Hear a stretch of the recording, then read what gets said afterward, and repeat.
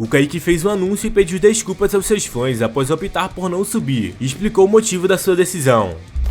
O Tyler Manion, vice-presidente da NPC, esclareceu de uma vez por todas o real motivo do Ramon ter perdido para o Sebum esse ano. É a visão de quem basicamente manda em tudo por lá.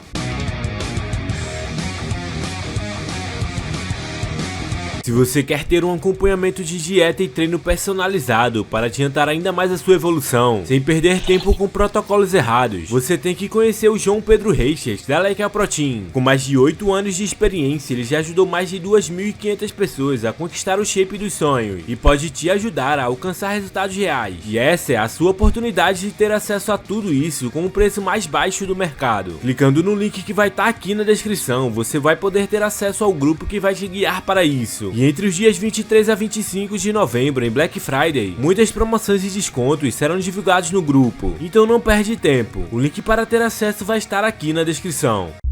O Caike recentemente tomou uma decisão e comunicou aos seus fãs sobre a sua situação. Após o Mr. Olympia, ele já subiu em um show, no Romania Pro, mesmo campeonato em que o Rossi fez seu Pro debut. O Caike acabou ficando em top 2. Muitas pessoas esperavam ainda ver o Caike competindo mais vezes esse ano. Inclusive, as expectativas eram de que ele subisse no Japão Pro. Porém, o Caike fez um comunicado aos seus fãs, pediu desculpas e explicou a sua decisão sobre isso. Ele escreveu o seguinte: para todos que esperavam que eu competisse no Japão Pro, quero pedir desculpas por não estar presente lá este ano. No último show que competi, recebi alguns comentários e quero trazer o meu melhor para o palco. Preciso trabalhar neste feedback que recebi dos jurados, mas prometo voltar no próximo ano melhor do que nunca. Pois é, Caike então não compete mais esse ano e deixou claro os seus motivos para isso. Vai lembrar que ele já tem a vaga para a Olímpia de 2024, já que foi o campeão do Hurricane Pro, campeonato que aconteceu uma semana antes do Olímpia 2023, mas que ofereceu a vaga para a Olímpia 2024. Mas e aí, o que você achou da decisão do Caike? Acredita que foi a decisão correta para ele? Deixa o seu comentário sobre isso aqui embaixo. Muitas pessoas comentaram também para ele subir ainda esse ano na Classic, apenas como um teste para ver o que pode acontecer e como ele se daria na categoria. Mas o Caike até o momento deixou claro que o seu foco é na Men's, e é o topo dessa categoria que ele almeja.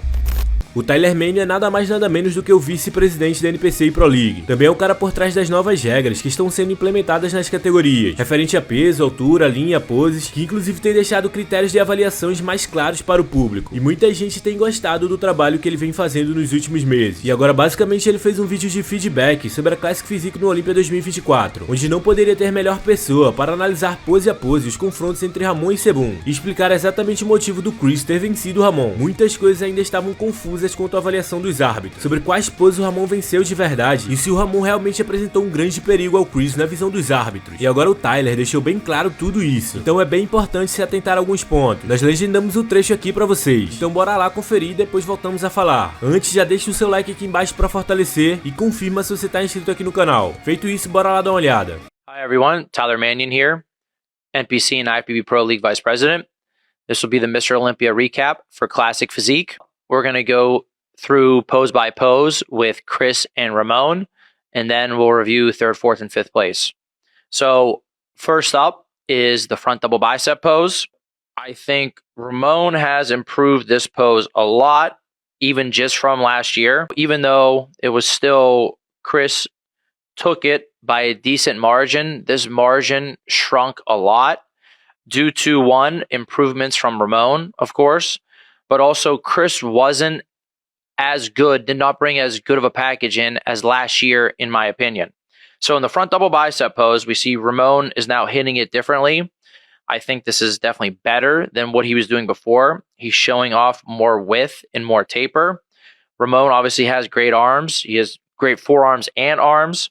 He also brought up his quads as well. You see nice detail, nice fullness, and even the, the width, the space that they're taking up on stage, I think has come up. Now, Chris has a great front double bicep pose. His arms are solid, not amazing, probably the weakest point for him in this pose, but his width and his taper into his waist is extremely, extremely strong. Now, his legs are still very good. However, I feel like they were just a touch down from what they were last year from the front. When you look through this pose, when it comes to looking at the arms, Ramon has better arms. Then you go down into the torso. Chris has a wider and better taper. So Chris wins the taper. And then their legs are actually extremely close now in size and in detail. And their overall conditioning was, I think, very, very close, basically almost even. So this pose is actually way, way closer than it's ever been. However, I would still lean giving it towards Chris because just the width and, the taper into that waist, and he's still showing detail through the arms, through the legs with great conditioning. Size-wise, they look very, very similar in size now, but Chris takes this pose for me. He edges it out. Next up is the side chest pose. So Chris has an extremely dominant side chest pose. It's definitely by far the best side chest pose in Classic. Chris has great detail and thickness in his chest, in his arms, in his shoulders. His side leg is crazy detailed, crazy big, great development. Then Ramon improved this pose. I think he improved this pose a good bit. His chest looks thicker. He could still be hitting it better. He's sacrificing his width by pushing his chest across too much and raising his shoulder up too much. But still, he has great arms and shoulders. The chest got thicker, and his side leg is solid, but next to Chris's side leg, it just really doesn't compare. So in this pose, it is a dominant pose for Chris, and he clearly takes this to go up 2-0. Next up is the back double bicep pose. For Chris in his back double, he has good size to his arms that we're viewing from the back, good detail. Same with his shoulders. You go into his back, he is very wide still in this back double bicep. Now he could still use a little bit more density and detail to his back here to really make it pop. Lower body wise, he has great hamstrings, good leg width from the back, and his conditioning was very good. However, I think it was still a touch off what it was last year. And now we'll compare to Ramon. Ramon has, again, good arms and shoulders with good detail through them. Now going into his back, he still exhibits a very nice V-taper, but the details in depth to his back, when he was doing his back double bicep, his back was really, really popping on stage. Now we move into the lower body, and from the back here, I think while we were posing them when they were right in front of us, Ramon's conditioning from the back and the back leg here was actually sticking out a little bit more than Chris's, as he was just a little bit drier back here. So while I think he also exhibits good leg width and detail, from this back double bicep, Chris has the edge a little bit size-wise on the lower body, but with conditioning, Ramon had the edge here. Then when we move up to the upper body, Chris was a little bit wider, but Ramon's back was more detailed, and it was just popping more. And with similar arms and shoulders here and how they, flow and match into their physiques, this was a really, really close pose. But in my opinion, this was the first time that I gave Ramon the edge in this pose to give him the back double bicep to make it 2-1. Next up is the ab and thigh pose. So for the ab and thigh, both these guys hit the vacuum first, and then they sometimes blow out the abs and hit, crunch down on the abs. The vacuum, when they're both hitting the vacuum, obviously Chris has a crazy taper. And again, when we're looking at the ab and thigh here, that taper into the really, really small waist really gives him an edge. Again, their quads and the way they're positioning them, I think, are very, very similar in size, in fullness, and in detail. Ramon still has a nice taper. I mean, this improved a lot from the last year. His taper in this pose, when he hit the vacuum last year, it really wasn't, a good pose for him at all. So in the vacuum, because of the taper and everything else being similar, with whether it's conditioning and muscle size and thickness, I give the edge to Chris. Then when even they are blowing out with the abs and they're crunching down, Ramon, when he crunches down, you see his obliques come out a little bit more, which makes his waist a little bit wider. However, his abs are very deep.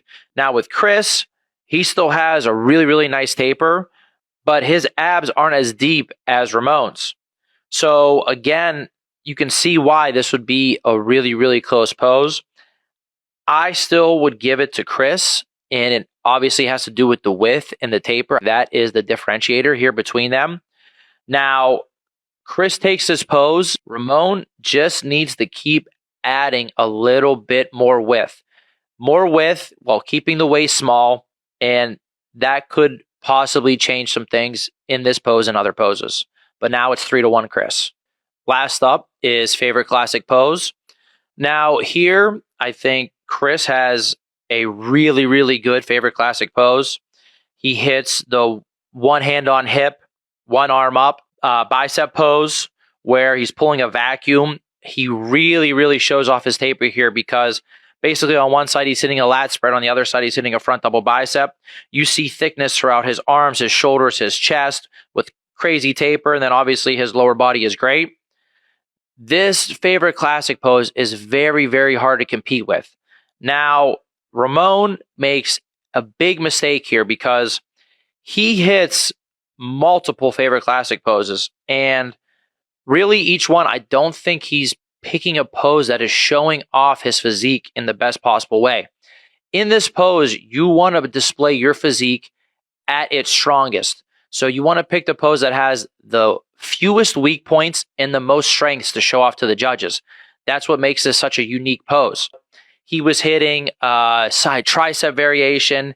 He would go into a twisting back shot, but he would go into a twisting back shot when Chris would go into his twisting back shot. So he's really playing into Chris's game here on stage. Chris knows to play to his strengths. He's not going to hit a pose that shows off his weaknesses or displays really any weaknesses here, while Ramon really hasn't found a classic pose that works really well for his physique. So when scoring this pose, I think this is another very dominant pose for Chris. That ends up making it 4 poses to 1. Right now at this show, there were 3 poses that I think were very, very close, which were the front double, the back double, and the ab and thigh. And now 2 poses that were really dominant for Chris still, which is the side chest and the favorite classic pose. For Ramon going forward, if he can add, which he did from last year to this year, but if he can add even more width to his physique while really keeping the waist small and doing everything else that he did from last year to this year and repeating that again, he can challenge him in the 2 poses that he lost and also try to keep getting ahead in the back double bicep. The side chest is going to be very, very hard to surpass Chris in. That's just, he's really, really far ahead in that. And then now the favorite classic pose, Chris's favorite classic pose is super, super strong. But for Ramon to even compare to Chris in this pose, he needs to find a pose that displays his physique the best. I don't think he's found that yet. I think that will be, or should be, a big point of emphasis for him moving forward to really try and close this gap. It was much more competitive this year, but obviously he still needs to work on these things to make it even more competitive next year. And I think, these 2 guys have really been carrying the torch for the last 2 years in Classic, and it's been awesome to see. Pois é, o Tyler basicamente deixa claro quais poses foram vencidas pelo Sebum e qual foi vencida pelo Ramon. Explica os pontos que cada um tem que melhorar para o ano que vem. E no geral deixou claro que a margem entre os dois agora é bem menor. Mas o que você achou das declarações? Deixa o seu comentário aqui embaixo. Lembrando que o Ramon vai realizar um guest pose em breve, no dia 25 de novembro, no Campeonato Masters Brasil, que vai acontecer em Campinas, São Paulo. O evento promete grandes emoções, vai entregar 28 procards, terá a categoria Biquíni Pro valendo vaga para a Olímpia de 2024 e alguns guest poses incluindo do Ramon, é claro. Então bora aguardar que traremos atualizações pra vocês. Deixa o seu comentário sobre tudo isso aqui embaixo. O vídeo vai ficando por aqui. Um abraço a todos e até a próxima.